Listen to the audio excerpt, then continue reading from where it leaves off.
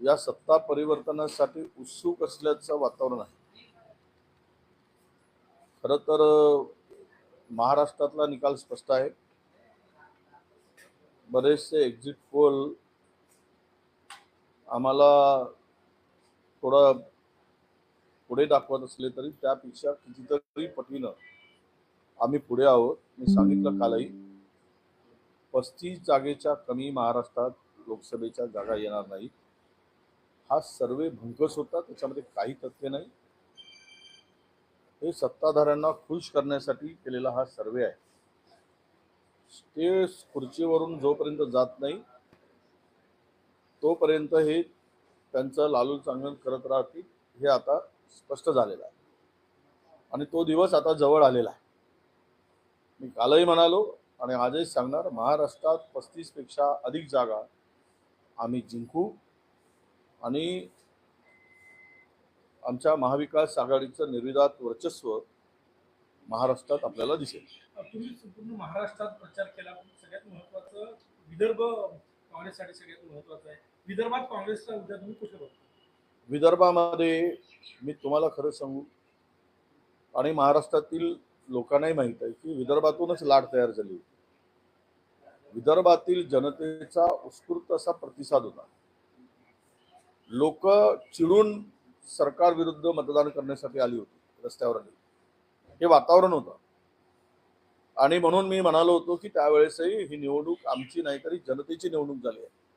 अशा परिस्थितीमध्ये विदर्भातल्या 10 पैकी 10 जागा ही महाविकास आघाडी जिंकेल.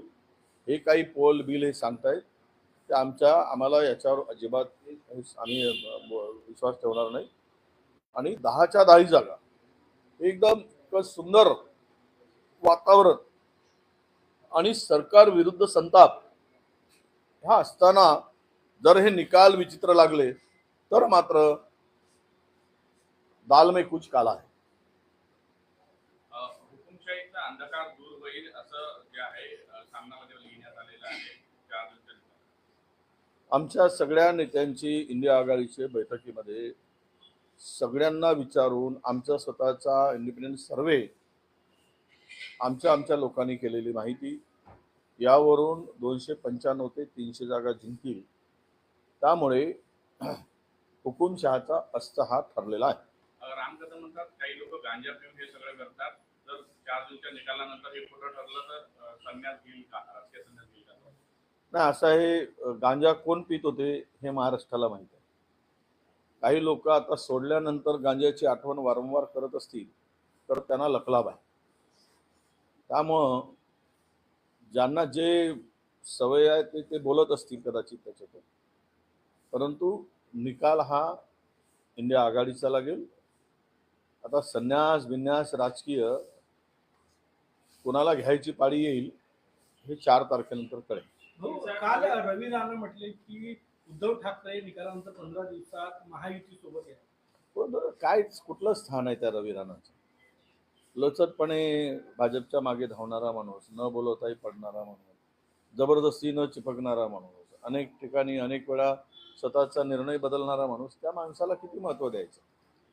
त्या माणसाच्या म्हणण्याला अजिबात महत्त्व नाही. तो काही मोठा नेता नाही, तो भाजपचा काही स्पोक्सपर्सन नाही, भाजपचा काही शीर्षस्थ नेत्यापैकी नाही. तो काहीतरी बोलतो आणि आपण सगळे दाखवतो. त्यामध्ये मला कुठेही तथ्य नाही आणि त्यावर बोलण्याची गरज पडत. ज्या मतमोजणी होणार आहे संपूर्ण देशाचं लक्ष लागणार आहे. काँग्रेसच्या ज्येष्ठ नेत्यांनी सुद्धा या सगळ्या प्रक्रियेवर लक्ष ठेवण्यास सांगितले. ईव्हीएम बदलण्याच्या शंका अनेक ठिकाणी व्यक्त केल्या आहेत. नाही, आम्ही सगळ्या ठिकाणी लक्ष ठेवून आहोत. बारकाईनं लक्ष आहे. आता आज आमच्या बरेच मतमोजणी जे आमचे एजंट आहेत, काउंटिंग एजंट, त्यांच्या संदर्भात त्यांना दक्ष राहायचं. त्यांना शेवटपर्यंत अंतिम निकाल येईस्तोवर बाहेर पडायचं नाही, आहे तिथेच राहायचं. त्याच्या पद्धतीनं सुरुवातीलाच C-17 फॉर्मला टॅली करून घेतल्याशिवाय मतमोजणी करू नये अशी आमची आग्रही मागणी असणार आहे. तुम्ही पहिल्यांदा टॅली करून द्या, ईव्हीएम मध्ये झालेलं मतदान आणि आमच्याकडे असलेलं C-17 मतदान फॉर्म याची जर